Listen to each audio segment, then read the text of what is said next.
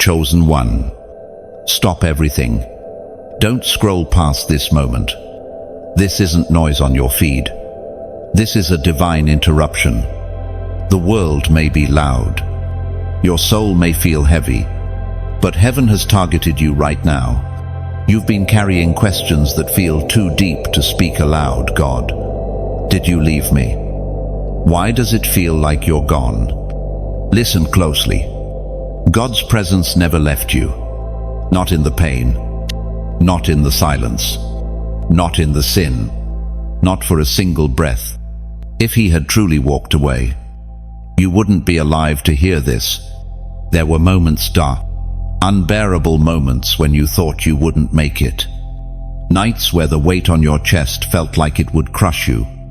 Days when your smile was a mask and no one saw how close you were to breaking. But still, you're here. Still standing, still breathing, still drawn to God even if you don't feel worthy. That's not coincidence.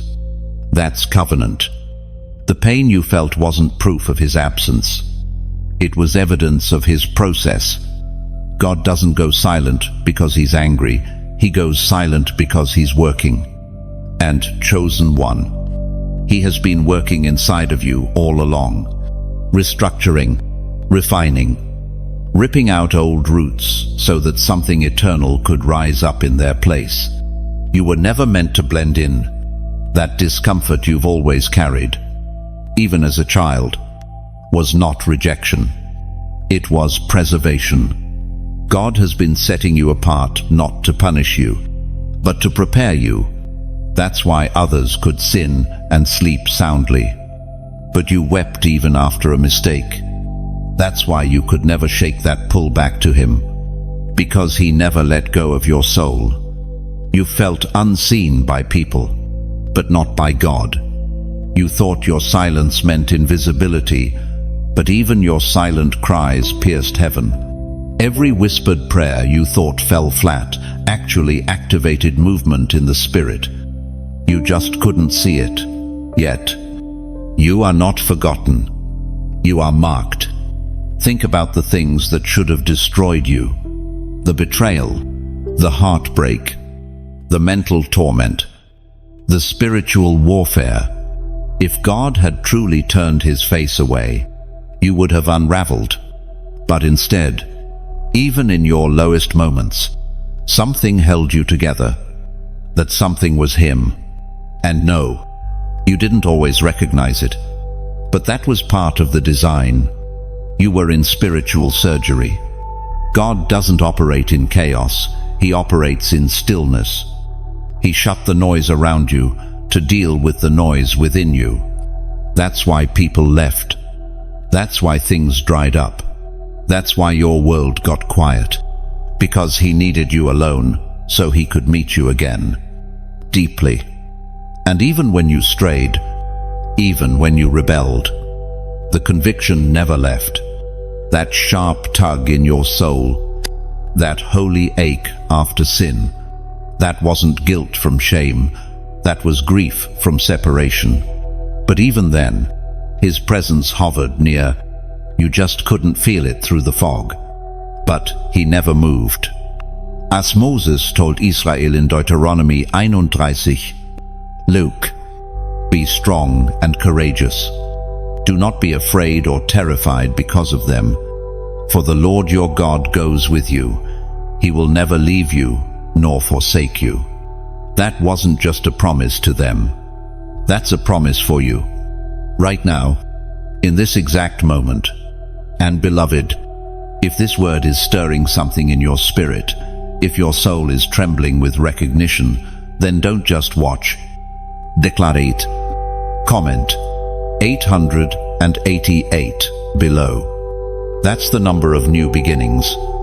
Not because God left and came back, but because you are awakening again to truth, to calling, to presence.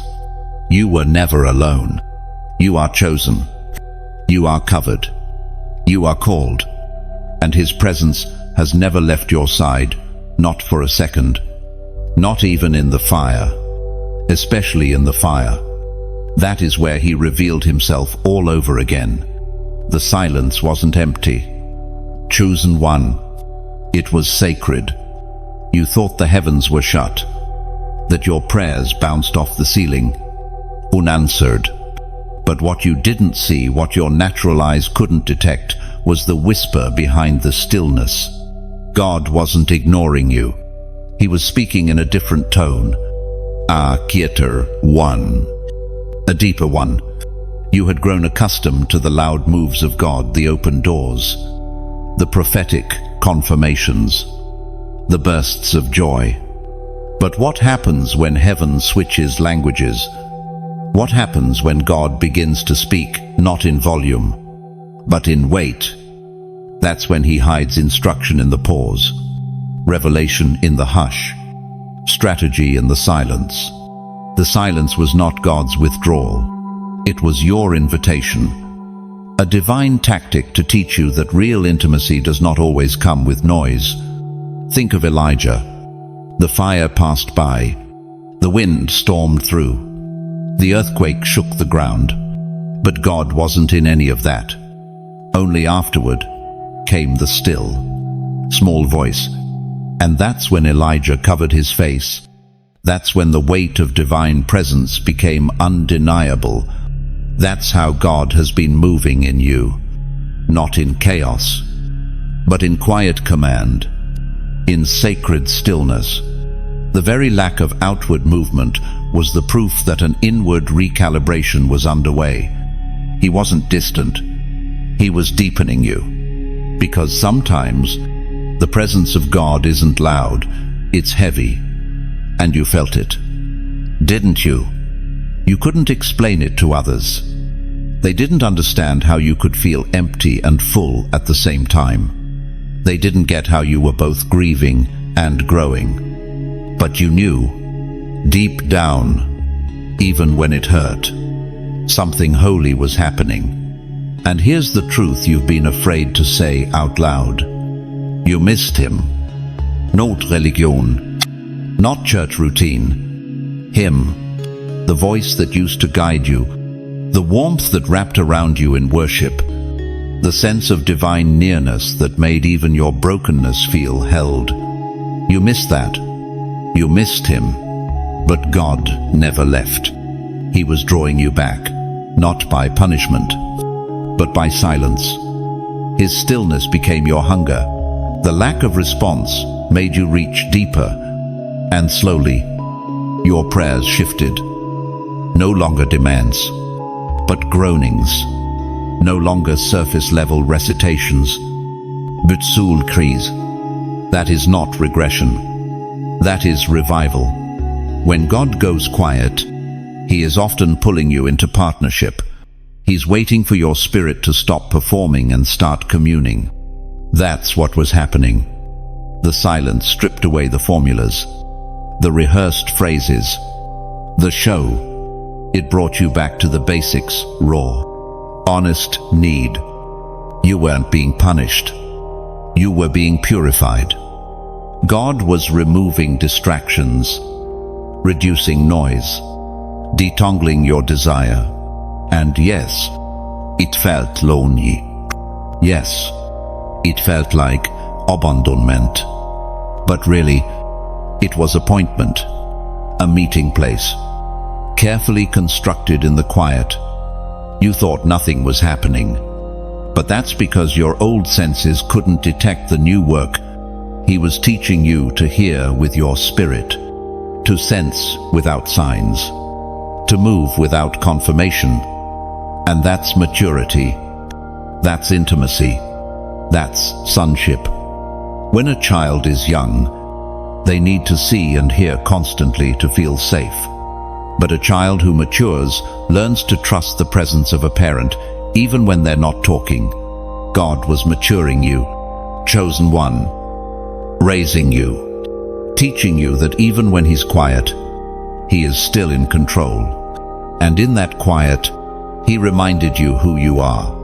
Not just what you do, not what you've built, not who affirms you, but who you are in him. That's why things began to fall away. Not because you were losing, but because you were being realigned. Friendships faded. Plans unraveled. Goals lost their shine. All of it was his whisper. Come back to me. He was showing you that everything outside of him is temporary, but what he's placed within you, that is eternal. And somewhere, in the stillness, your spirit started to remember, started to reawaken. Not in a dramatic way, but in subtle ways. The Bible on your shelf began to call to you again. The lyrics of worship songs stirred something. The old prayers you used to pray began to rise, uninvited. That wasn't you. That was the whisper of God, resurrecting the flame. Because, chosen one, God does not forsake what he plants. If he ever truly called you, he will complete what he started. You didn't imagine that season of closeness. You didn't fabricate the anointing. You didn't dream up the encounters. They were real. And just because it's been quiet lately doesn't mean it's over. It means it's being upgraded. You were never meant to live off the mountaintop alone. You had to come into the cave, into the stillness, into the space where no one claps and nothing moves, because that's where your roots dig deep. And now, you're starting to emerge. You're beginning to see that even the silence was sacred, that God was never punishing you, but preparing you, that he never ghosted you, he guided you differently. Paul reminds us in Ephesians 2. Luke, God raised us up with Christ and seated us with him in the heavenly realms in Christ Jesus. Even when you felt buried, you were being raised. Even when you felt stuck, your spirit was seated. You are not who you were. You are not what you lost. You are not your wilderness. You are his. And the whisper is still speaking. Even now, chosen one, let's speak the truth. Plainly, you should have broken. Everything you went through, every attack you endured, every secret battle, no one saw it, was designed to crush you, to silence you, to take you out. But it failed, because something greater held you together. The enemy didn't play fair. He came for your mind, your joy, your identity. He sent waves of confusion, isolation, and weariness. And yet, you're still here. That is not because you were stronger than the storm. It's because God's hand was beneath you the entire time. You didn't break. You bent. And then you rose. What others didn't see were the nights you clutched your chest, praying not for a breakthrough, but just to survive. What they didn't hear were the silent screams, the desperate whispers for God to just give you a sign. But still, you kept moving. Still, you woke up. Still, you served. Still, you loved. That's not just resilience. That's evidence that the Spirit of the living God lives inside you. You've wondered why the pressure has been so great on your life. Why you seem to face storm after storm, while others float through. But that's because what's inside of you is different. You carry a spiritual weight that hell fears. You were targeted not because you were weak, but because you are dangerous to the kingdom of darkness. You shine without trying. You convict without speaking. You show up and atmospheres shift. That's not charisma, that's God. That's the weight of his presence resting on you. Even when you feel far from him, every betrayal was permitted to prune you. Every delay was designed to prepare you. Every rejection was protection. Because if you had gotten what you asked for, it would have killed what God was birthing in you. And so he allowed the breaking, but not the ending. You didn't die in that depression. You didn't lose your mind in that wilderness. You didn't drown in that storm. That's not because you're lucky. That's because you're chosen. Your light was hidden under grief, but never extinguished. And slowly, day by day, the glow began to return. You started to pray again, to hope again, to believe again, not because of circumstances, but because something within you refused to stay down.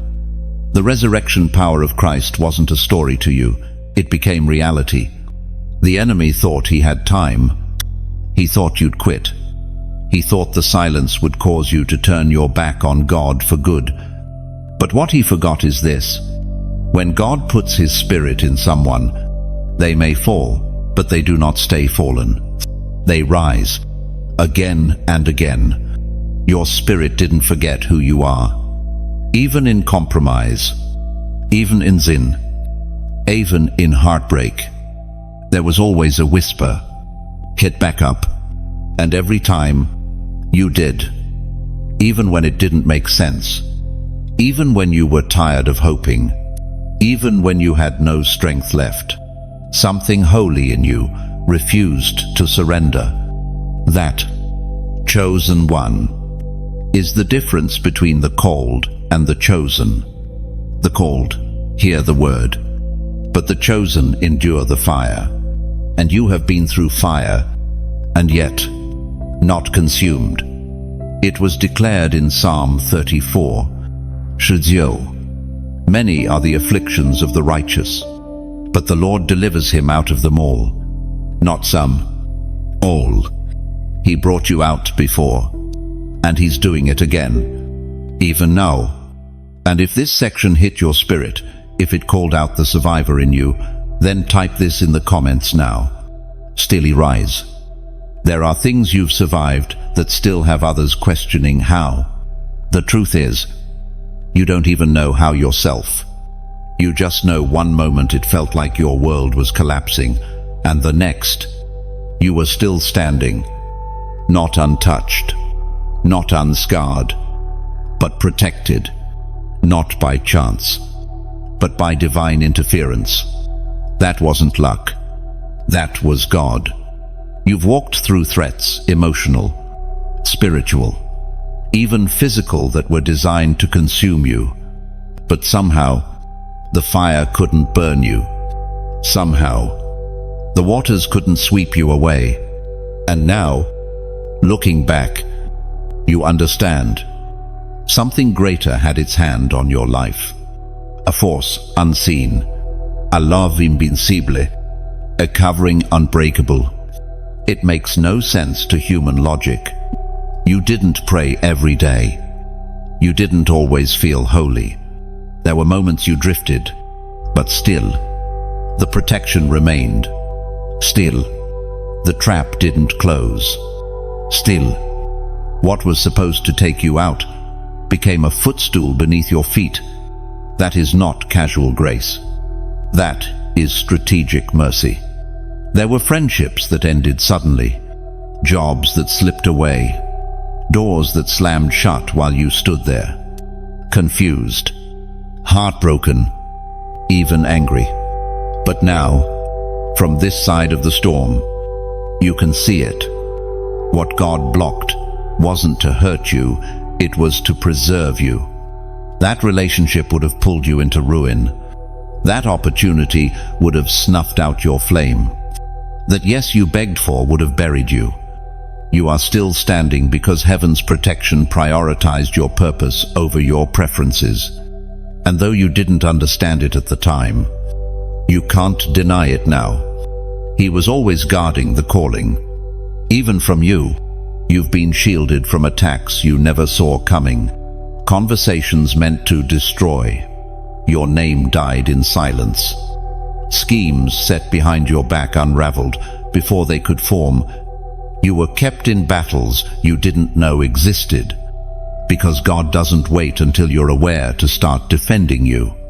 He fights while you sleep. He moves before you even know to pray. This isn't paranoia. This is discernment. You weren't spared because the enemy had mercy. You were spared because God had a plan, and his plan for your life is too valuable, too sacred to be derailed by what tried to reach you.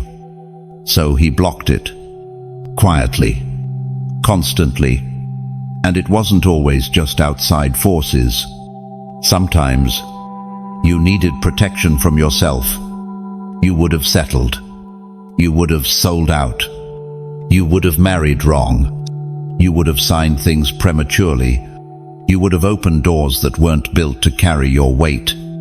But God stepped in and allowed disappointment to become your deliverance, because He loves you too much to let your hunger sabotage your harvest. Even your delays were protection.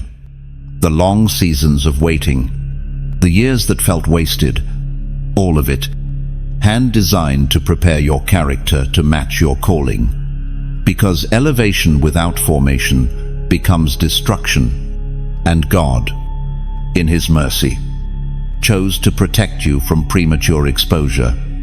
Now, you're beginning to see it.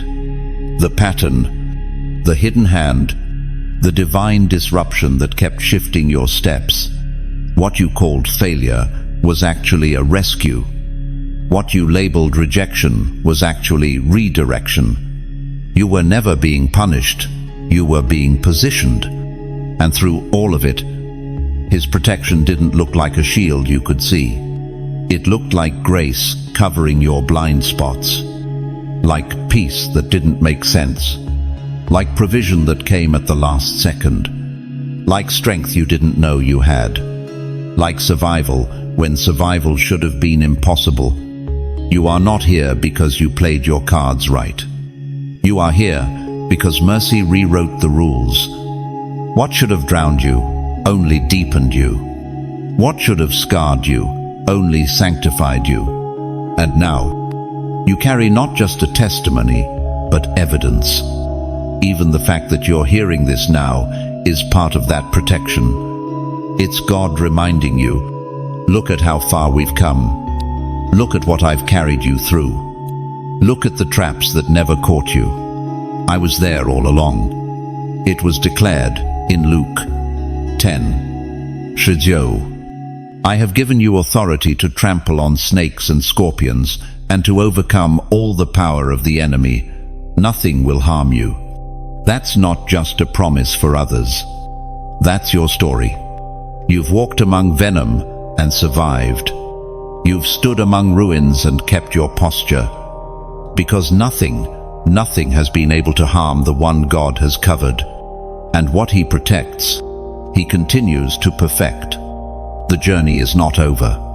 The covering hasn't lifted. The shield hasn't dropped. God's hand is still over you, still guiding, still blocking, still speaking. Even when you can't hear Him clearly, you are walking proof of His protection, unexplainable, yet undeniable. Chosen one. Do you know what's truly remarkable? After all the pain, all the delays, all the detours, you still have a dream. You still have vision. You still have a sense, even if buried beneath layers of disappointment, that your life carries weight, that something meaningful is still ahead. And that right there is proof. God's breath never left your destiny. You tried to walk away from it, didn't you? There were moments you said, I'm done. I'm tired of hoping. You made peace with being average. You told yourself, maybe I misunderstood. Maybe I was never called. But no matter how far you tried to run, no matter how quiet you tried to become, the dream wouldn't die. That's not your imagination. That's divine ignition. When God speaks a word over your life, it doesn't disintegrate because of delay. The word carries life, and life cannot be silenced. The flame might flicker, the path might grow dark, but the calling remains anchored in heaven's will for you. There's a reason you still get stirred when you hear others talk about purpose. There's a reason your heart still leans forward when something spiritual is mentioned. You've always been drawn to more, not out of pride, but because your spirit recognizes what you were born for. even after all the mistakes, even after all the years you feel you wasted, even after all the wandering, you're still marked, still chosen, still carrying the same calling. It didn't expire. It didn't downgrade. It was never dependent on your performance in the first place. God's purpose is always greater than your past. And here's what you must understand. That dream inside of you is not just for you. It's a delivery system. God placed it in you so that lives connected to yours could be unlocked. Your obedience is someone else's breakthrough. Your voice is someone else's freedom. Your story is someone else's survival map. This is why the enemy has been relentless, not because of where you are, but because of where you're going. Hell doesn't fight what isn't a threat, but the fact that your dream refuses to die means God is still backing it. You've been under pressure, not because of weakness, but because of the weight you carry. But hear me, this dream must be nourished again, not buried under fear, not choked by doubt, not drowned in busyness. You must begin to protect it again. Feed it. Water it with the word. Surround it with faith-filled voices. Speak life to it again, because the promise is still alive. The vision still stands, and what's coming will make sense of everything you've endured. You didn't suffer for nothing. You didn't wait for nothing. You weren't delayed just to be disappointed. Everything was leading you back to this moment where you begin to believe again. And as you do, surround yourself with messages that stir your soul. Stay connected to prophetic encouragement. Stay in the flow of revelation. If this message is reviving something in you, take a step, like, share, or subscribe to stay in the rhythm of what God is doing here. These are not just words. These are weapons, spiritual tools to realign you to your assignment. Support the work if you're led to. When you sow into the message that's feeding your spirit, you're not giving to a person, you're partnering with purpose. You're watering the well that's refreshing your soul. And if you've been blessed through this voice, consider standing with it. Together, we're not just rebuilding individuals, we're awakening an army. Don't let fear silence what God planted. Don't let disappointment cause you to abort what heaven entrusted to you.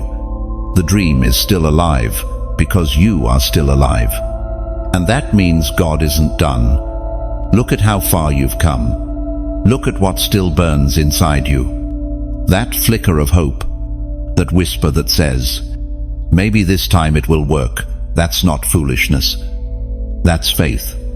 That's God stirring your spirit to try again. You will write again. You will sing again. You will build again. You will preach again. You will serve again. And this time, it won't come from striving. It will come from surrender. This time, you won't do it alone.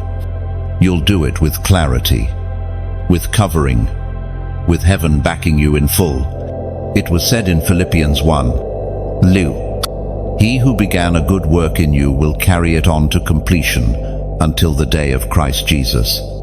The work began in you before the pain, before the loss, before the silence, and if He started it, He will finish it. He never builds halfway. He never calls without completing. Chosen one, let your spirit rise. Shake off the dust. Lay down the lies. God's not done with your dream. The world hasn't seen your greatest yes yet. And when you say it fully, boldly, joyfully, doors will open. Not because of manipulation, not because of networking, but because of divine timing. And you, precious vessel, are right on time. Chosen one. How many times have you paused mid-sentence, mid-action, or mid-sin because something deeper than your mind said, stop? It was subtle, but it was strong. Something told you to pull back. Something told you to pray. Something told you to walk away. And no matter how far you thought you had drifted, those moments proved God never stopped speaking. That inner nudge wasn't just conscience. It wasn't just your better judgment. It was divine. It was the Holy Spirit, still active within you, still alert, still guiding you gently but persistently. You've ignored it sometimes. You've argued with it. You've silenced it. But you could never completely escape it. Because that voice, that's your lifeline. That's His presence. You know it's true. You'll be scrolling, laughing, distracted, and suddenly you feel a stillness come over you. Not fear, not guilt. A pause, a breath, a tug. That's not coincidence. That's not your subconscious. That's heaven checking in. That's the shepherd reaching for his sheep, not with thunder, but with touch. You may not get daily visions. You may not wake up with angelic dreams, but God is still talking to you in the quiet, through the ache in your spirit when you're off track, through the sudden clarity when you're about to make a mistake, through the unexplainable peace that wraps around you when you whisper His name. You're not being ignored. You're being invited into a deeper way of listening. You were raised on noise, on movement, on fireworks. But this level of your journey isn't about theatrics. It's about alignment. And alignment requires attention. You're learning to pick up on subtle shifts in atmosphere. You're learning to obey when the command is barely a whisper. That's not weakness. That's maturity. You see, when you first came to God, you needed Him to shout. You needed signs. You needed everything loud and obvious. But now, He's training your ears. Not your outer ones, your inner ones. The ears of your spirit. And they're becoming sharp. That's why your discernment is growing. That's why you can't hang in certain places anymore. That's why you feel a shift, even before people speak. You sense deception. You sense darkness. You sense danger. Not because you're paranoid, but because you're plugged in. This isn't something you earned. It's something that comes from being near Him, from hosting Him. And yes, even in your brokenness, even in your confusion, you have hosted Him well. You've created space for God in the middle of your questions. And for that, He's drawn even closer. There have been moments you turned away, and yet, when you came back, He was already there. No lecture, no condemnation, just presence. That's how gentle He's been with you. That's how committed He's been to your growth.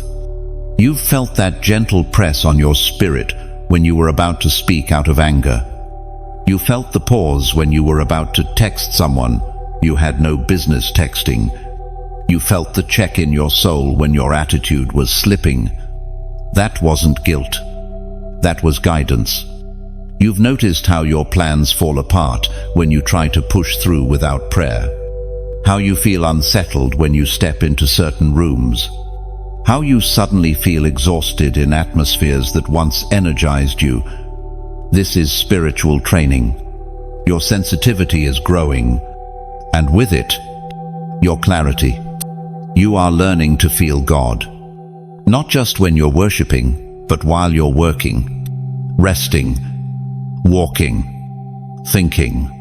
And that's why He's still prompting you, because He hasn't given up on you. The nudge is not judgment, it's grace. The urge to repent, to pause, to realign, that's not punishment. That's mercy. That's God saying, I still want to use you. I still see you. I still believe in what I placed inside you. Even in seasons where you ignored Him, He didn't remove His hand. even in your rebellion. He sent reminders, even in your indifference. He planted moments of stillness. And now, you're realizing just how close he's been all along. This kind of intimacy doesn't require loud signs. It requires awareness, and chosen one. Your awareness is rising again. You're noticing the pattern, the pause, the peace. You're learning that stillness is a language, and heaven is speaking fluently. He's been leading you all along, not just through sermons and scriptures, but through inner whispers and divine impressions. And if you keep following, you'll see how every prompt becomes a pathway, how every pause becomes protection. Jesus said it clearly in John 10. My sheep hear my voice, I know them, and they follow me. You are his sheep. You hear him, even when you doubt it, even when it's faint. The proof is in the fact that you're even wondering, even questioning. That's what sets you apart. You're not numb. You're not disconnected. You are still sensitive, and that is priceless. You're going to start seeing how often God has been speaking, how many disasters were diverted because you obeyed the nudge, how many blessings were hidden in a whisper. This is the level where you walk, not by sight, not even by sound, but by sensitivity. If your spirit is confirming this, if everything in you is nodding, in agreement, comment 444 below. It's the number of divine instruction and prophetic alignment. Your ears are opening. Your steps are ordering. Your heart is hearing clearly again. Chosen one. Let's look again at the doors that didn't open, the relationships that dissolved, the opportunities that vanished just when you thought they were yours. At the time, it felt like punishment. It felt like reaction. But now, if you look closer, you'll see a pattern, not of abandonment, but of protection. You didn't lose those things. God closed them to keep you. There were paths you were so sure of, people you were willing to build your future around, places you invested your time, your trust, your hope. But just when you were about to step in, everything unraveled, and it left you questioning your worth, your discernment, even your prayers. But now, you're starting to see it clearly. Those were not setbacks. They were divine blockades. God didn't allow you to walk through those doors because he knew what waited on the other side. It looked good. It felt right. But God saw what you couldn't see, the motives, the traps, the long-term damage. He saw how accepting that opportunity would have diluted your calling, how staying in that relationship would have reshaped your identity, how forcing that door would have destroyed your momentum. Sometimes, love says no. Sometimes, protection looks like rejection. Not because God wants to withhold, but because he refuses to share you with what would have harmed you. His no was never about deprivation. It was about preservation. And yes, it broke your heart. The silence afterward felt unbearable. The dreams you had built around that door now seemed foolish. But over time, the fog began to clear, and slowly, the peace settled in. The kind of peace that only makes sense when you realize you were spared, not abandoned. You prayed for open doors, but you didn't realize closed ones were answers too. The unanswered emails, the cancelled meetings, the relationships that ghosted you, all of it. Part of a design you didn't ask for, but desperately needed. God had to disappoint your plans to protect your purpose. Because if every door had opened, you would have wandered off course. If every yes had gone through, you would have settled far below your calling. So, in mercy, he shut them, quietly, without your permission, without your understanding. And even now, he's still closing some, not because of delay, but because of design. He's reordering your access, teaching you that not every opportunity is your assignment. Not every invitation is an instruction. Not every good thing is a God thing. The closed doors are teaching you to trust His voice more than your vision. And though it stung, you've grown through it. You've become more selective, more prayerful, more in tune with what bears peace and what only offers pressure. That is wisdom. That is growth. That is God shaping discernment through disappointment. Sometimes we ask for clarity, and God answers with closure. He doesn't always explain, but He always aligns. The question is not whether you can accept His yes. The real question is, can you still worship when He says no? Because that's where maturity lives. In the no, in the moment when your heart breaks, but your spirit still trusts. When the plan collapses, but your praise continues. That's when heaven knows it can trust you with more. You've reached a place where you don't need everything to work out in order to believe. Your faith is deeper now, not because everything is going right, but because you've seen that even the worst outcomes can serve the best purposes. Looking back, you can name at least 3 things that felt like devastation, but turned out to be divine strategy. That relationship ending, it pushed you into healing. That job loss, it released you into purpose. That betrayal, it revealed what loyalty really means.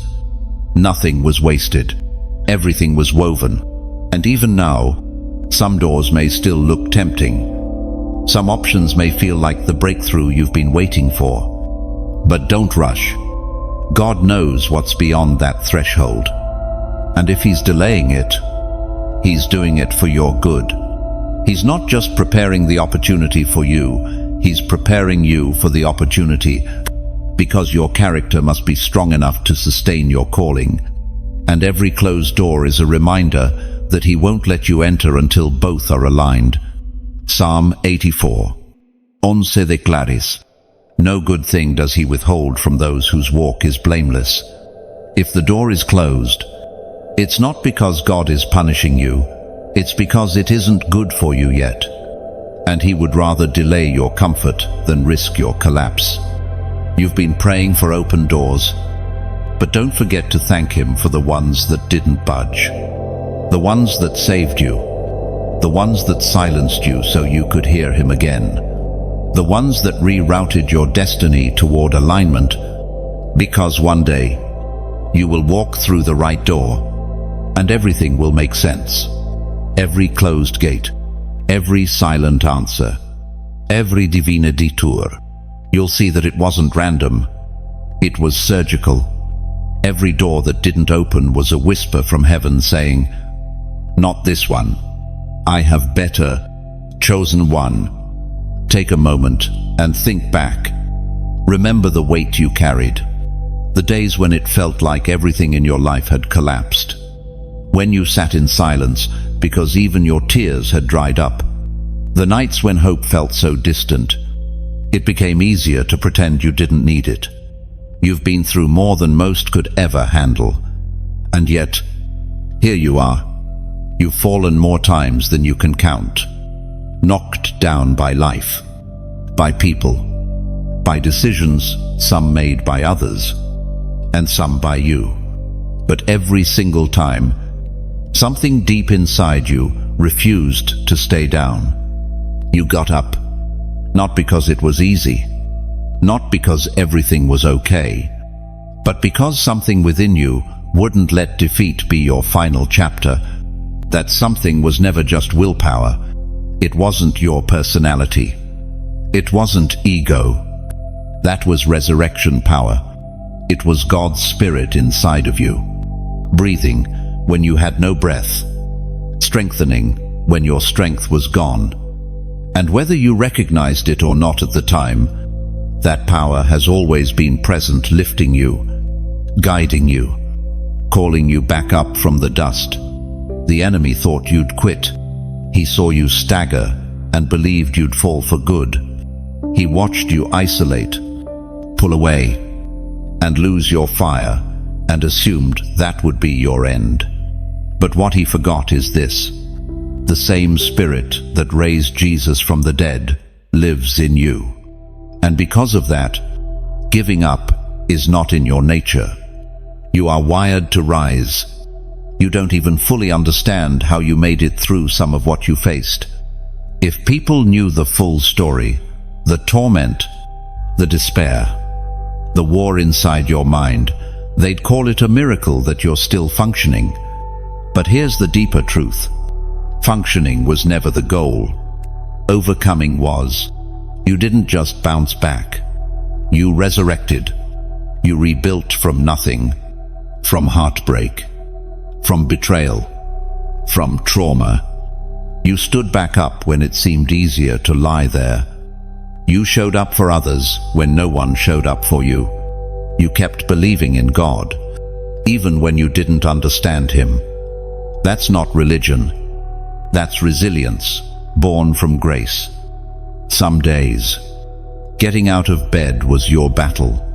Other days, it was trusting again, praying again, trying again.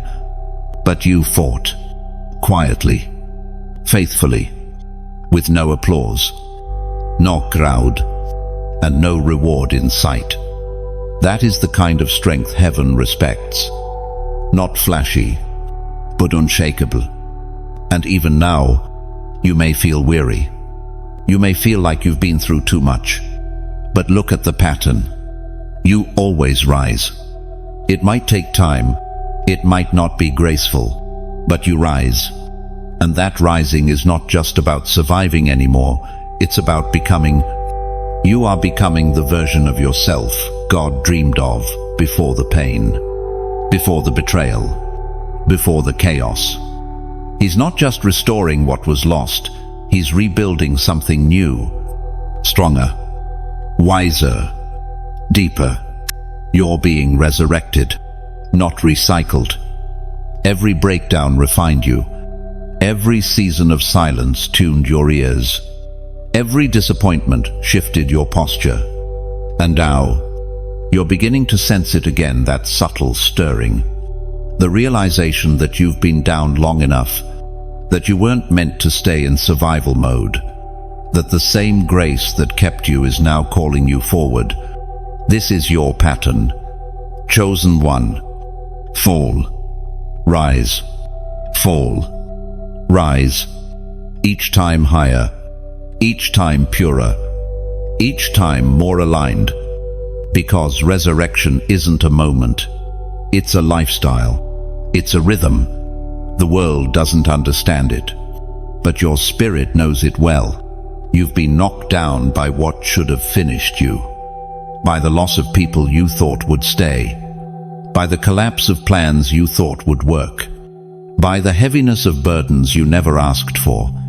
But each time, you made a decision. Even if you had to crawl, even if you didn't know what came next, you refused to stay down. It's not about perfection. It's not about pretending everything is okay. You've cried. You've broken. You've lost your way at times. But you never lost your calling. You never lost your light. It just got buried for a while under the weight of life. And now, that light is breaking through again. It's quiet at first. A spark. A whisper. A little more breath in your lungs than yesterday. A little more courage to believe again. A little more willingness to be seen. That's how resurrection begins. Not with fireworks, but with faith. The comeback isn't always loud. Sometimes it's in the moments no one sees, when you forgive someone who never apologized, when you choose to trust again after betrayal, when you decide to love yourself enough to heal. These are holy resurrections, acts of rebellion against the lies that tried to label you broken forever. Romans 8:11 says, "The Spirit of Him who raised Jesus from the dead is living in you." That's not metaphor. That's your reality. That's why death couldn't hold you. That's why depression didn't define you. That's why fear lost its grip. Because something greater is inside of you, and it is unshakable. There's more rising ahead. You haven't reached your final form. You haven't seen the full measure of what God will do through your recovery. But every step you've taken so far has proven one thing. No matter how hard you fall, you will always rise. Chosen one. Whether you've realized it or not, there's a reason why your presence makes people uncomfortable even when you haven't said a word. There's a reason why rooms grow quiet when you enter. Why you often feel like you're standing on the edge of conversations, misunderstood, or even quietly resisted. It's not your personality. It's not your appearance. It's the light you carry. You were born with it. That divine radiance. Not something you created, but something deposited into you. You carry the presence of God. And whether others recognize it or not, espiritual atmosferes do. Darkness senses it immediately. Hidden motifs feel exposed. Ungodly patterns start to tremble. Why? Because your very presence is disruptive to what's not aligned with heaven. You don't have to preach a sermon. You don't have to quote scripture. Just being who you are, walking into a room, occupying your space, the enemy feels it. The atmosphere knows it. Because light doesn't ask permission to shine. It just does. And your life, even when messy, has never stopped shining.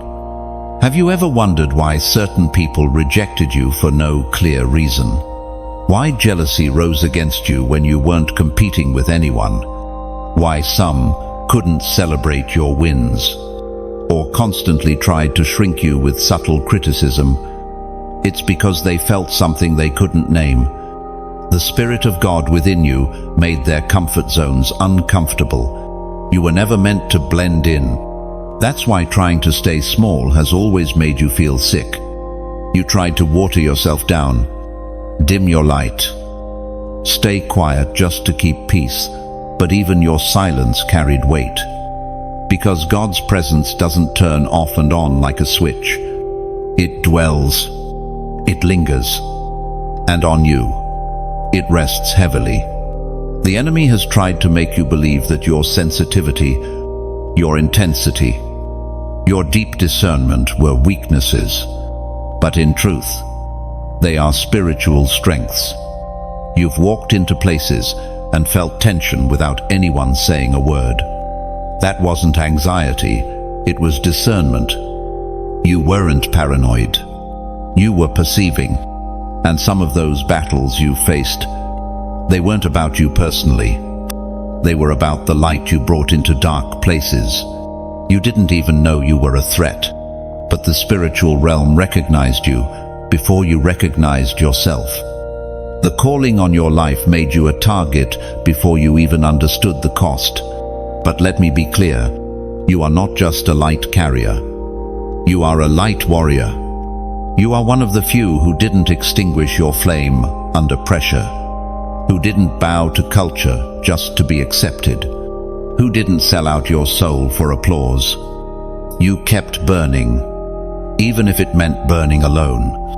And this light, it's growing, it's refining, it's intensifying, not for show but for warfare. Because when you walk into a space now, something shifts. Not emotionally, spiritually. Conversations shift. Conviction increases. Hidden agendas start to feel exposed. And it has nothing to do with your tone and everything to do with your presence. People may not say it out loud, but they feel safer around you.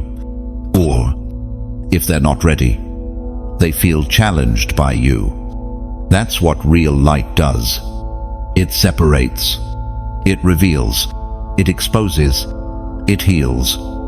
You are not just someone who prays.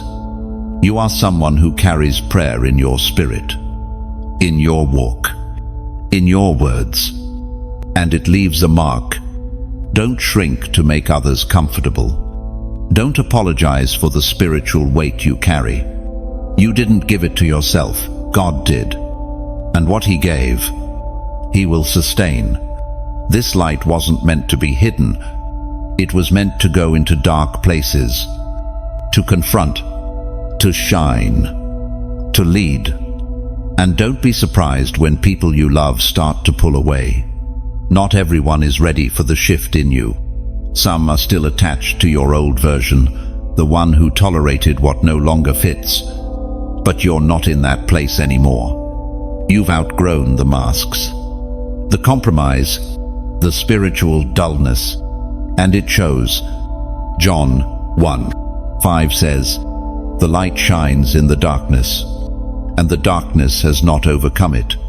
That's your life in one sentence. You shine.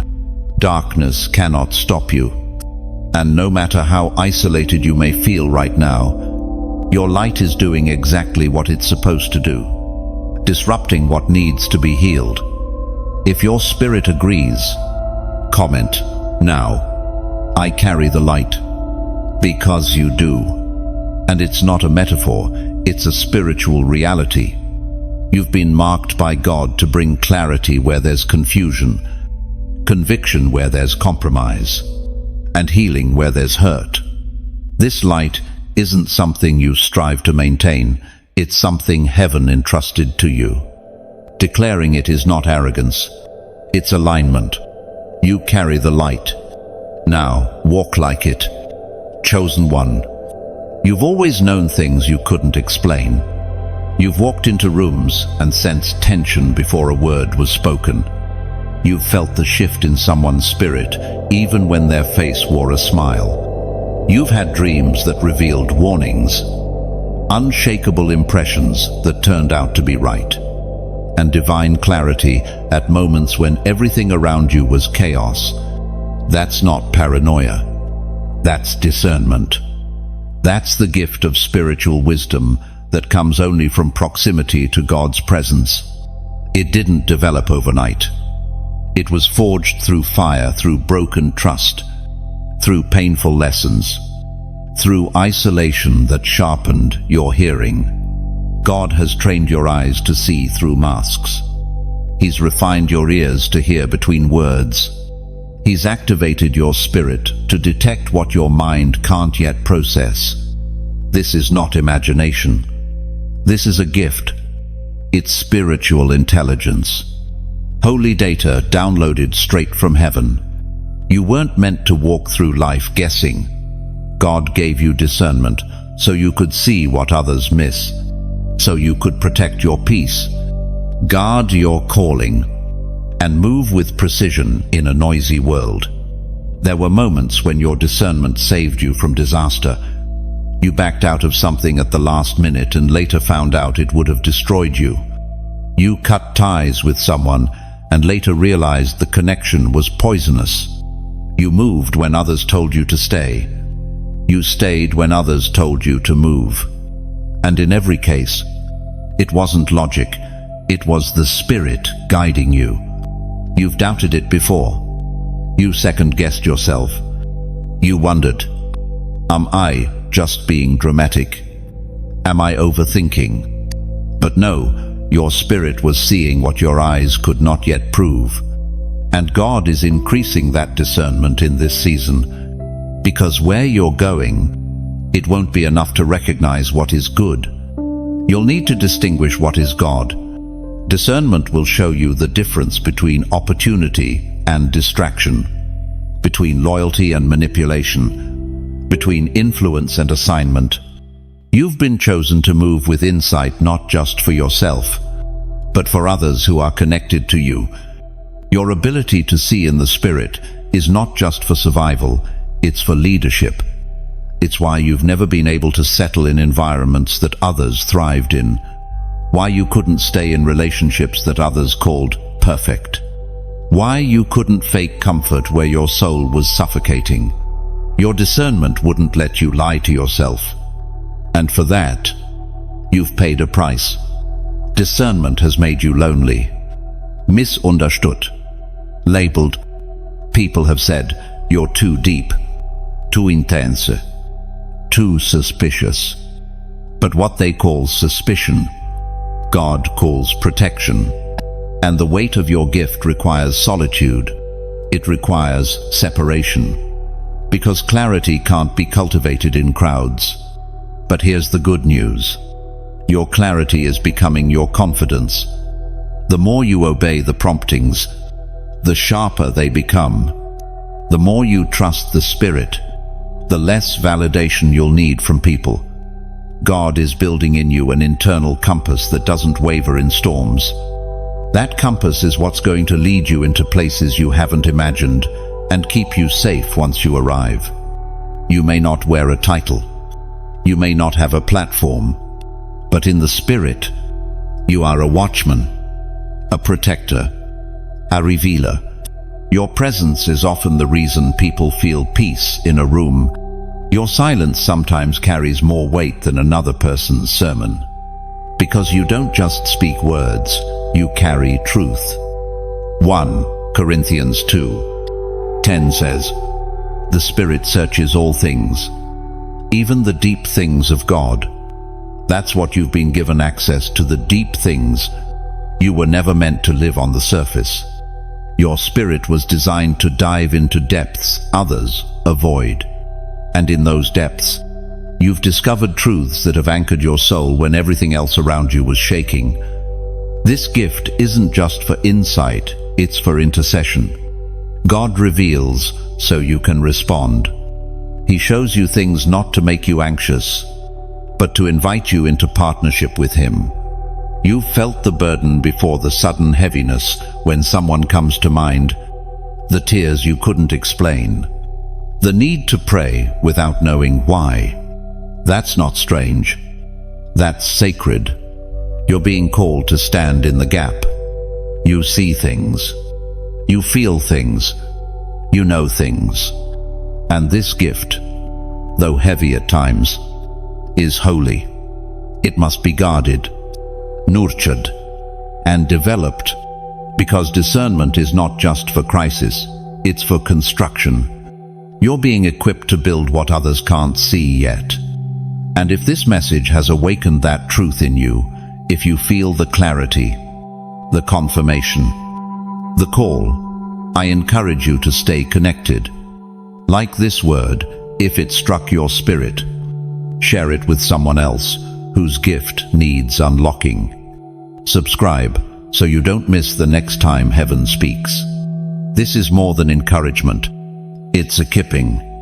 And you weren't meant to walk in this alone. If you've been consistently nourished here, if these words have helped you rise, recalibrate, or recover, consider sowing into the soil that's feeding your spirit. Every gift, every seed, supports the assignment of awakening God's chosen ones across the world. You're not donating to a voice, you're investing in your own spiritual growth. You're not just discerning, you are being set apart. And in that setting apart, you are becoming unshakable, chosen one. Something has been happening to you quietly, subtly, not in the noise of revival meetings or under the pressure of religious routine, but in the hidden places, in your thoughts, in your longings, in the still corners of your soul. The hunger is returning. You find yourself thinking about the Word again, not because someone told you to, but because your spirit misses it. Scriptures you haven't touched in months suddenly whisper to you in moments of silence. The Bible that once gathered dust is now the only thing that speaks clearly in a foggy world. This is not coincidence. This is divine hunger reawakening. And it didn't come by force. It came by grace. You didn't earn it. You didn't manufacture it. Something in you is just starting to crave depth again, substance again, truth again. You're tired of empty noise, tired of shallow distractions, tired of filling your soul with things that can't satisfy. And in that weariness, God is meeting you once more. You may not even know where to begin. The pages feel unfamiliar. The verses feel distant. But even in that uncertainty, you feel the pull. Come back. Not to duty, not to performance, to communion. God is not drawing you to memorize text. He's drawing you to listen to His voice in the text, to hear Him again, to feel Him again. There was a time when the Word came alive to you. You would read a passage and feel like heaven was shouting your name. You'd open the book and tears would come. Conviction, comfort, clarity. That wasn't just a season. That was a seed.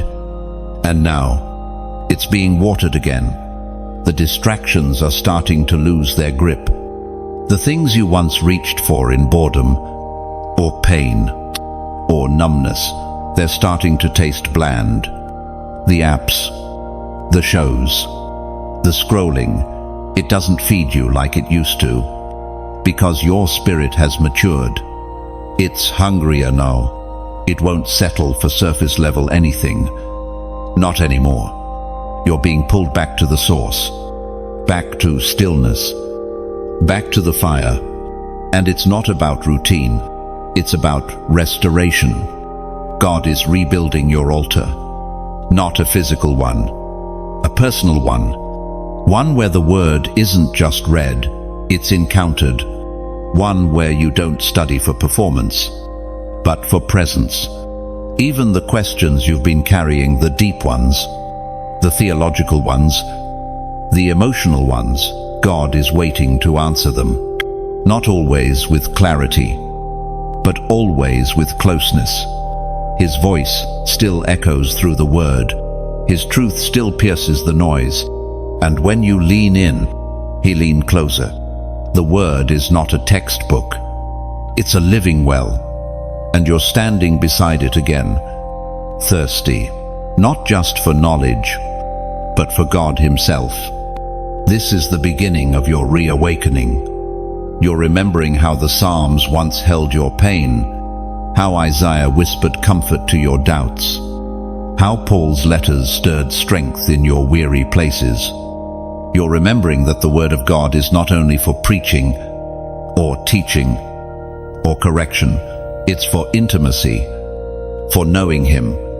Hebrews 4:12 declares, "For the Word of God is alive and active, sharper than any double-edged sword." That's what you're feeling again. That holy blade, cutting through the numbness, the clutter, the lies. It's not here to harm you. It's here to heal you. And the more you listen, the clearer things become.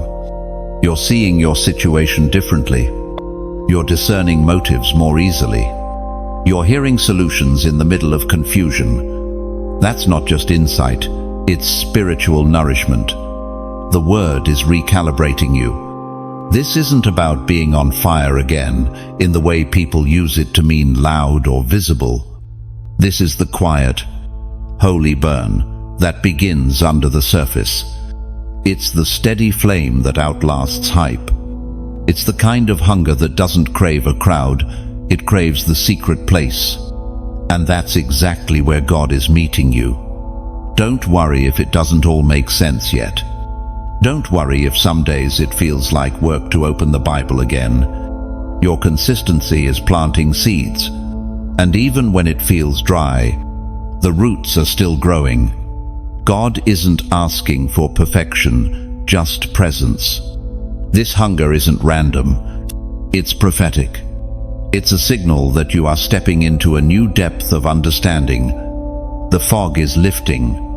The spiritual dullness is being broken. Your ears are opening. Your eyes are sharpening. And all of it is because you are reconnecting with His voice through His Word. Soon, you'll notice how certain verses begin to cling to you all day. how decisions become clearer, how anxiety begins to lift, how confidence returns not from self-help, but from God's help, because the Word is doing what it always does. It's bringing dead things back to life. And you, chosen one, are coming alive again. Chosen one. You've made it out of places that were designed to trap you. You've walked through situations that were constructed to confuse, detain, and destroy you, and yet, somehow, you emerged. Not by chance, not by wit, not because you outsmarted the enemy. You were rescued. You were covered. You were divinely rerouted. There are things you survived that you didn't even know you were in danger from. Conversations that were meant to set snares. Relationships that were spiritual traps dressed in romance or loyalty. Opportunities that looked promising but carried poison at their core. You didn't escape because you recognized it. You escaped because heaven intervened. You felt it before. Something was off, but you couldn't put it into words. You felt drained in certain places, certain friendships, certain rooms. And just when it seemed like you were about to get pulled in deeper, something snapped. Something shifted. The situation crumbled. The person ghosted you. The door closed. You were left wondering why. But now you know. God intervened. He didn't wait for you to understand. He didn't wait for your prayers to be perfect. He moved. Quietly. Strategically. He rerouted you. Sometimes through pain. Sometimes through sudden separation. But always through protection. It's humbling, isn't it? To realize how many times you were close to destruction and didn't even know it. To see now, in hindsight, how that delay was your deliverance. To recognize how what felt like betrayal was actually a barrier God erected to protect your future. That's not spiritual paranoia. That's divine insight. You are not unlucky. You are not unstable. You are chosen. And the chosen are watched, guarded, snatched out of pits they didn't know they were falling into. Not all of hell's attacks come in the form of drama. Some are subtle. A compromise here, a misalignment there, an emotional dependency, a slow drift into distraction. But even in those, God kept pulling you back, not always by a shout, sometimes by a whisper, sometimes by a storm. Either way, He brought you out. He let the plan form, but didn't let it prosper. He allowed the test, but didn't allow it to consume you. He permitted the pain, but refused to let it define you. You've walked through shadows, but never alone. That's not just protection. That's covenant. And the truth is, you've had moments where you almost stayed in what was killing you. You justified it. You prayed for it to change. You tried to fix it, make it work, hold it together. But eventually, God cut it loose. Not to hurt you, but to free you. And though it hurt in the moment, you can see it now. It was mercy. You escaped the snare. Not because you were perfect, but because you are called. God has plans for your life that hell can't interfere with. So He stepped in. He rerouted your steps. He confused the enemy's camp. He pulled the plug on what the enemy thought was a done deal. Psalm 124:7 says, "We have escaped like a bird from the fowler's snare. The snare has been broken, and we have escaped." That's your story. Time and time again. The snare was broken not by your hands, but by His. Even now, there are snares forming, plots being built in silence. But the same God who delivered you before is still delivering you now. The same God who blocked destruction before it reached you is still active, still moving, still commanding angels concerning you. You won't always see what he's doing. You won't always know what he's avoiding on your behalf. But your spirit will feel the shift, the tension, the pull away. And when you feel it, don't resist. That's not rejection, it's redirection. You don't have to explain your exit. You don't need to justify your retreat. When God removes you from something, it's because he's seen what you haven't. And his protection is always wrapped in obedience. Trust it. Follow it. Even when it costs you. Because every time you obey, you are walking out of a snare that was never meant to hold you. And you're walking toward a freedom that's greater than comfort. If this word confirmed what you've sensed in your spirit, if you've lived through divine escapes, quiet risques, and unexpected redirections, comment 555 below. It's the number of grace in motion. Grace that delivers, grace that reroutes, grace that never misses its mark. Chosen one. You've probably noticed something peculiar. People feel drawn to you, even when you have no words to offer. Strangers open up to you. Friends confide in you before anyone else. Even those who once mocked your sensitivity now seek your comfort. They come with their burdens, their questions, their silence. And somehow, they leave feeling lighter. Not because of anything you did, but because of what you carry. It's the residue of God's presence on your life. Not performance. Not perfection. Presence. Something about you feels safe. Something about your stillness calms the noise around others. Something about your brokenness redeemed, healed, processed, speaks louder than empty advice ever could. You don't always know what to say, but your presence says everything. You weren't taught this. You didn't try to build it. It's something heaven placed on you through the journey you walked, through the fires you endured, through the nights you wept alone. In those spaces, something sacred was formed. You became a carrier of peace. This is why people you haven't seen in years suddenly reach out. Why you get random messages from those you barely know, asking if they can talk. They're not drawn to your appearance or reputation. They're drawn to the anointing on your life. Even if they can't explain it, their spirit recognizes it. They're not looking for advice. They're searching for presence. It can be overwhelming sometimes. You wonder why you're always the one people come to. Why others lean on you so heavily when you're barely holding yourself together. But this isn't a burden, it's a sign. You've been trusted with something weighty, something holy. You carry an atmosphere. When you enter a space, things begin to settle. Not always instantly, but gradually, gently. You're not just someone who knows God, you're someone who hosts Him. And that hosting has created a fragrance, one that lingers even when you're silent. Some people only find peace around you. They don't understand it. They don't necessarily change after one conversation, but something awakens in them. They remember hope. They breathe easier. They want to live again, not because you preached, but because your presence broke through the fog.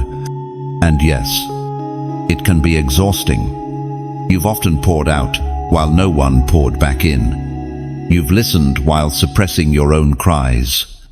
You've stood strong while your own knees were shaking. But God saw every moment. He knows how costly it's been to carry comfort for others while seeking healing yourself. This is the ministry no platform sees. The quiet priesthood of the broken, the intercession that happens without words, the laying on of presence, not hands. And it's just as powerful, if not more so, than anything done in public. What you carry cannot be mimicked. It was forged in prayer, in warfare, in surrender, in long nights of silence where no one knew your name but heaven. And now, the oil is flowing from your life into the lives of others without noise, without effort, without agenda. Isaiah 61:1 declares, "The Spirit of the Sovereign Lord is on me, because the Lord has anointed me to proclaim good news to the poor, to bind up the brokenhearted." And sometimes, that proclamation doesn't come through words. It comes through presence, through showing up, through simply being there. That's your assignment in this season, to keep carrying Him. Not to impress, not to perform, but to carry, to live in such a way that peace enters when you enter, that people feel lighter after time with you, that their chaos doesn't overwhelm you because you've already conquered storms much greater. You are not their savior. You are not responsible for fixing their lives, but you are a vessel, a light, a quiet sanctuary in a loud world. And that's why they come. That's why they reach for you. They're looking for the God they can't yet name. And you, without trying, remind them that He's near. This is a sacred role, and it comes with its weight. But God is your replenishment. He fills you again and again, often in ways you don't expect. Sometimes it's in stillness, sometimes in unexpected encouragement, sometimes in moments where you feel Him wrap around you just when you think you have nothing left to give. You are seen. You are upheld. You are not carrying this alone. Chosen one. The weight of conviction has followed you, even into the places where others feel free to remain numb. You've tried to silence it, to ignore it, to blend in with people who move on from compromise without a second thought, but something in you won't allow it. Even in your darkest choices, you felt the ache. Not shame, not self-hate, conviction. You've been in rooms where others laughed without guilt, where wrong felt normalized, where truth was twisted until it was comfortable. And yet, you sat there, unable to fully participate. Something inside you wrestled, not because you're better, but because you're called. That wrestling is sacred. It's the evidence that God's Spirit has not let go of you, that even in sin, you've been pursued, that even in rebellion, you were not released. While others indulged freely, your spirit grew restless. While they moved on, you lingered in silence, grieved, unsure why your heart was still soft. That's not weakness. That's proof of divine ownership. God has always dealt with you differently. That's why conviction finds you quickly. That's why you can't go too far before you feel the pull. Because you're not just anyone. You are marked. And when you are marked, mercy follows you into the very place you tried to hide. You've tried to run. You've said, "God, just let me go." But He wouldn't. You've hardened your heart, only to find it break moments later. You've rebelled with your actions while whispering prayers in your soul. That contradiction isn't failure. It's the tension of being loved relentlessly.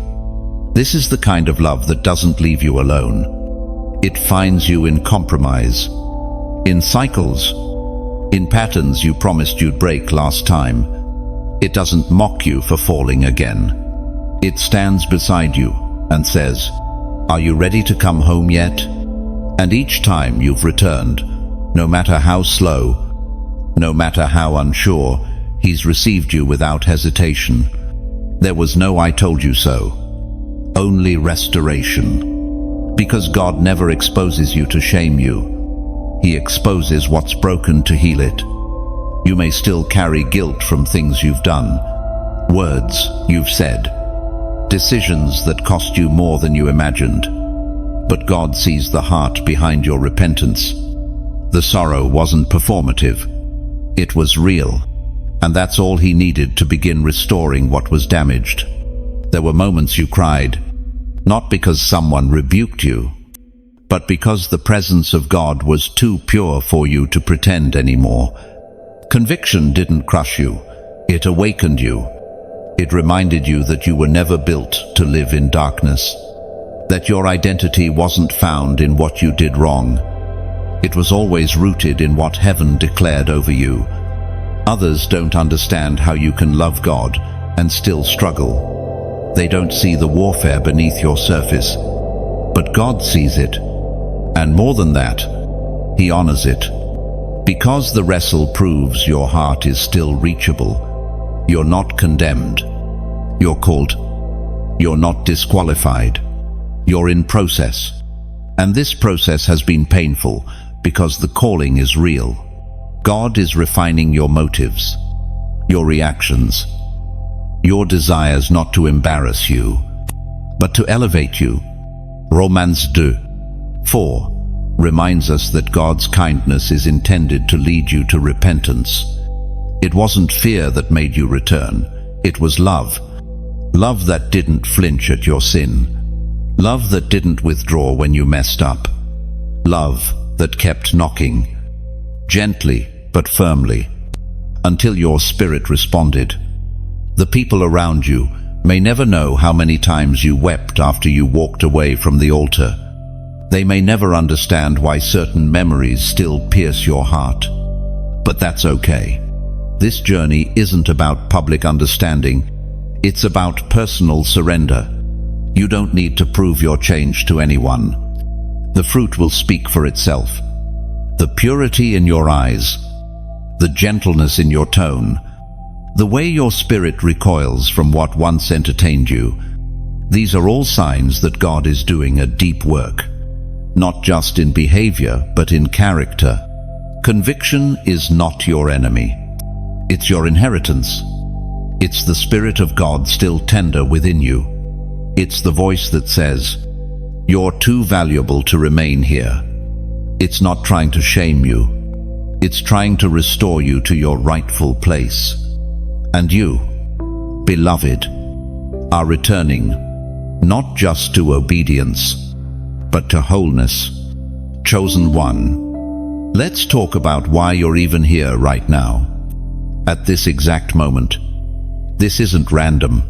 This isn't just another message. This is divine timing. Out of all the noise, all the distractions, all the other places you could be, something led you here. Something whispered to your spirit. Listen, and here you are. This isn't content. This is confirmation. This is God answering the questions you were too tired to voice. This is your reminder that even in the moments when you felt overlooked, forgotten, or unseen, He never stopped seeing you. You may have clicked this by accident, but in the kingdom, there are no accidents. There is only orchestration, divine steps ordered by a God who refuses to let you drift too far without pulling you back toward the sound of His voice. You've been asking for signs, for reassurance, for proof that He's still with you. And this word right now is part of that answer. Because when God begins to call His chosen ones back into alignment, He does so with a whisper that hits like thunder. You are not here because you're strong. You're here because grace carried you. You didn't climb your way back to faith.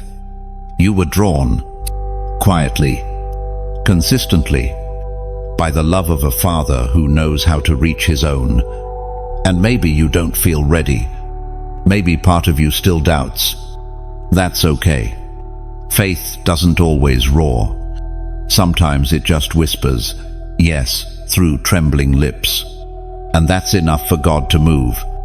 So why now? Because heaven knows what you've survived.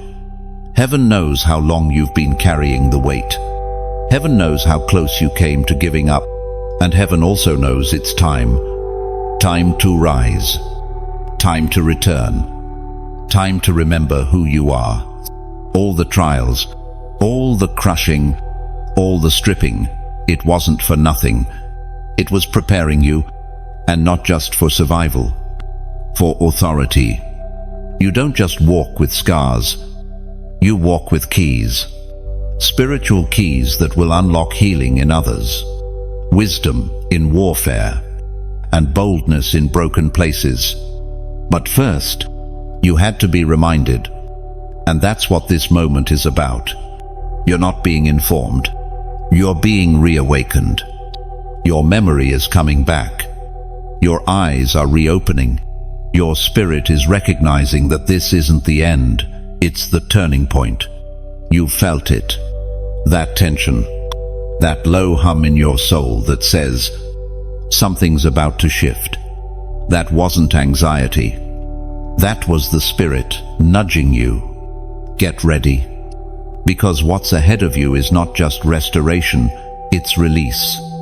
You are about to step into what you were designed for. Everything in your life is about to start making sense.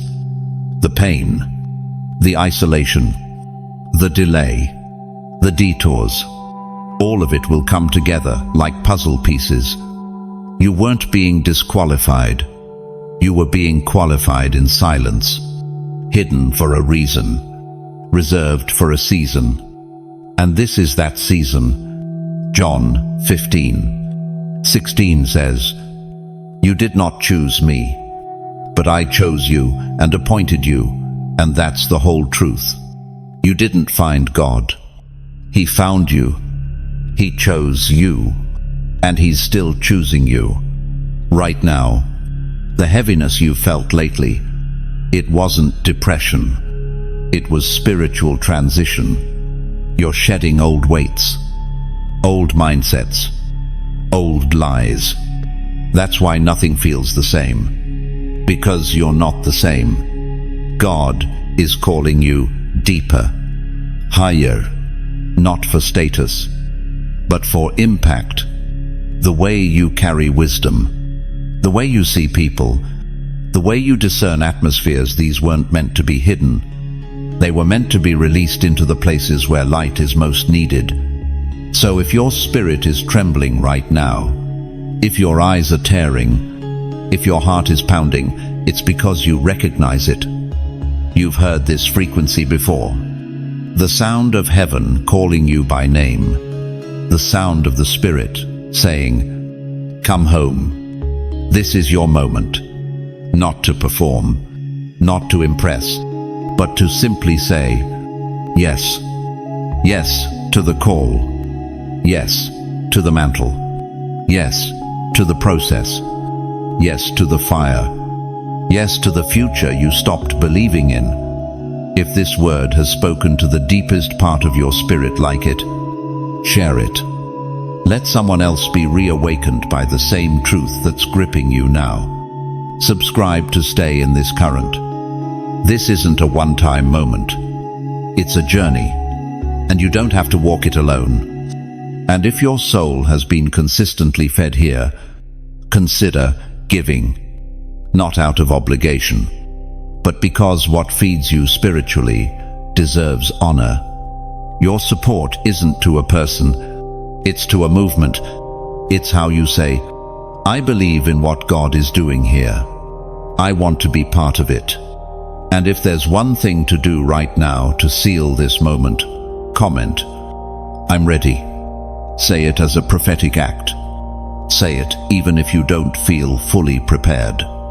Heaven's not asking for perfection, just permission. And your yes, even whispered, can shake everything that's tried to hold you back. Chosen one, by now you've surely asked yourself this question: why has the enemy fought me so hard? Why did the attack begin so early in your life? Why the trauma, the confusion, the rejection, the mental battles? Why the pattern of betrayal, the heaviness, the fear? Why has it felt like war just to breathe some days? The answer is not found in your weakness. It's found in your value.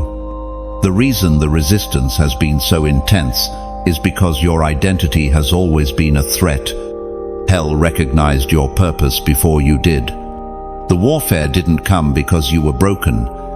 It came because you were dangerous.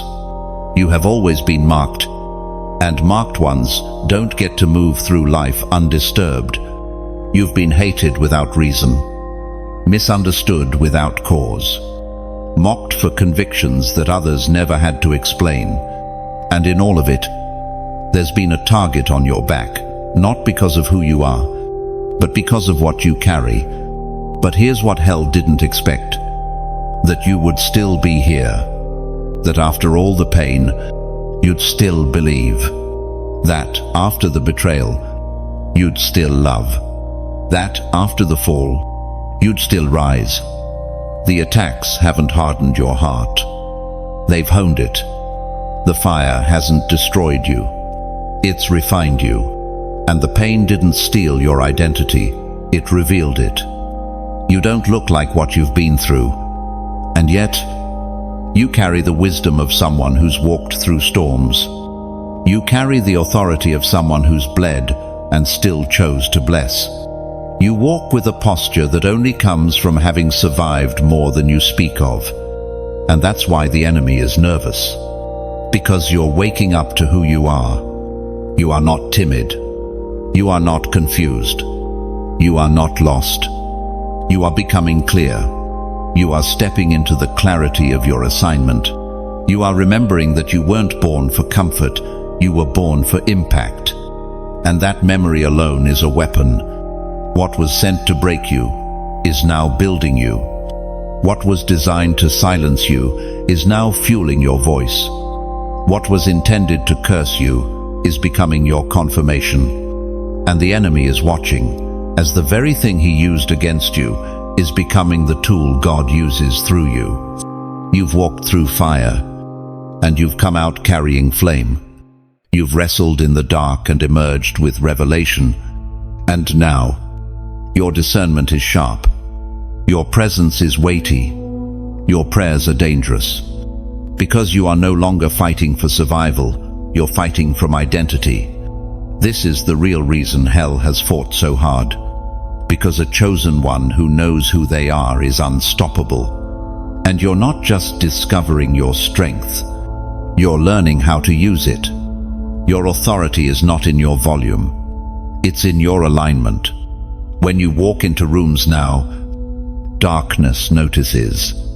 Not because you're loud, but because you're anointed. You are not a victim of your story. You are a vessel of glory. And your scars are no longer signs of defeat.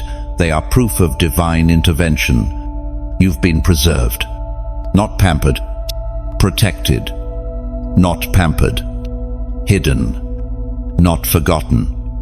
And now that you know who you are, nothing can silence the roar rising in your spirit. Luke 10. Nilantan speaks clearly, I have given you authority to overcome all the power of the enemy. Nothing will harm you. And that authority isn't future tense.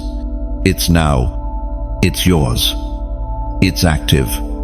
The same voice that called Lazarus from the grave is echoing inside of you now, calling you to rise, to stand, to remember.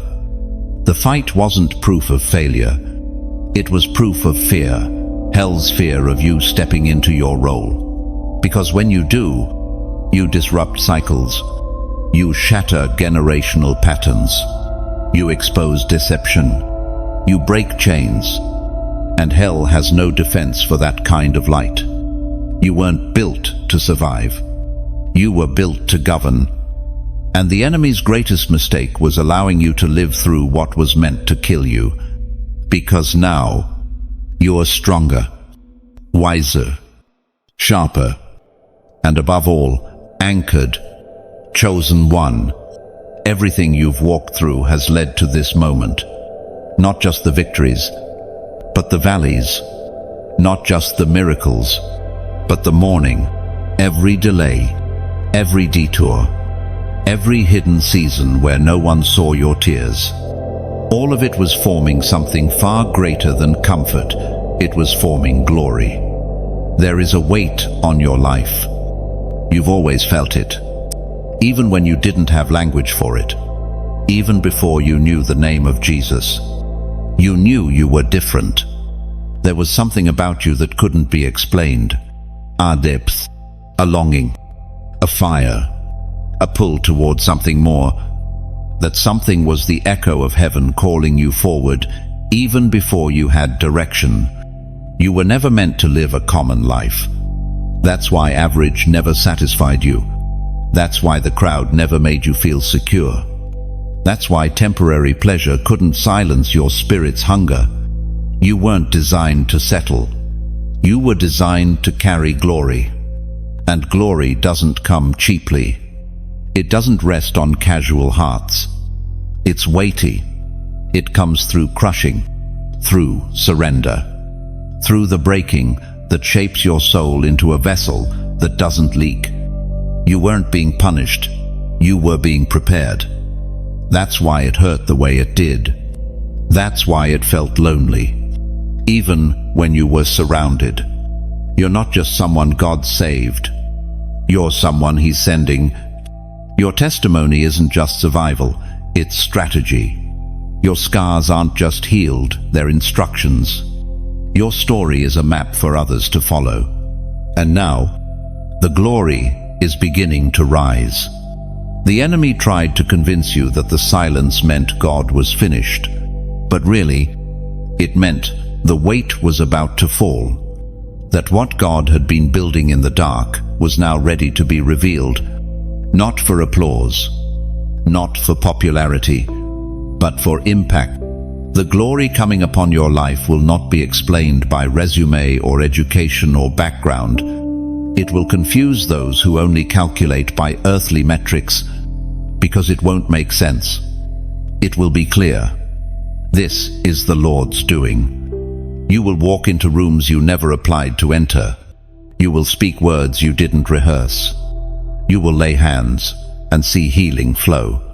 You will move in boldness that makes your past fears irrelevant, because you have been set apart.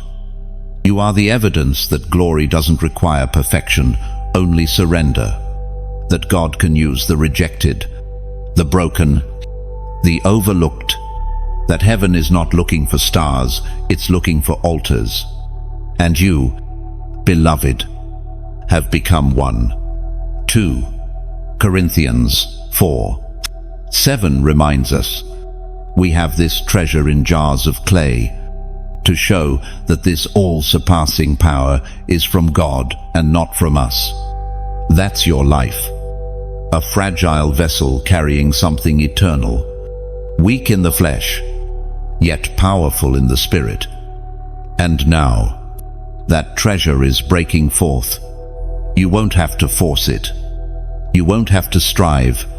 This glory will go ahead of you, speak through you, rest on you. It will authenticate you in spaces where you are unknown. It will confirm you in rooms where you're underestimated. And it will silence every lie that tried to bury your worth. Glory is not coming to make your name great. It's coming to make God visible through your life.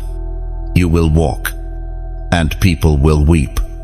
You will speak, and chains will break. Not because of who you are, but because of who is with you. And the weight of what you carry will only increase. But so will your capacity. You are not the same person who began this journey. You are rooted. You are refined. You are ready. The glory resting on you is not a feeling, it's a fact. It's been building through every yes, every tear, every time you stood when you could have collapsed. Heaven has been watching. And now, the veil is being lifted. You are about to be seen, not for fame, but for function. Because this world is groaning for the sons and daughters of God to rise. And you are one of them. You've carried the weight. Now you'll carry the wonder. And what's coming will be undeniable. Chosen one. Take a breath. Let this moment settle in your spirit. What you've just received wasn't just inspiration, it was impartation. Something has shifted in you. You feel it. You know it.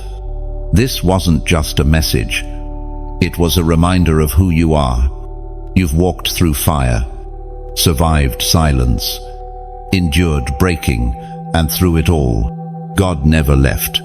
Now, glory rests on you, and your steps from this moment forward will carry fresh weight, not because of performance, but because of presence. So what do you do now? Let the word take root. Go back. Listen again. Let it wash over you until it's not just in your ears, but in your bones. And when you feel the confirmation rising, share it. Let someone else encounter what just awakened in you. Like this message, if it stirred your soul. Subscribe if you're hungry for more truth that meets you where you are and pulls you to where you belong. Comment below. Tell us, what part pierced you? What line made you weep? What sentence felt like God Himself breathing over your life? We read every one, and if this word has consistently ministered to you, consider sowing into what's feeding you. It's not about money. It's about honor, about recognizing where heaven is pouring oil and deciding to help carry it forward. You are not alone in this. You are part of a rising remnant, God's chosen ones. And we're just getting started. Glory is here. And so are you.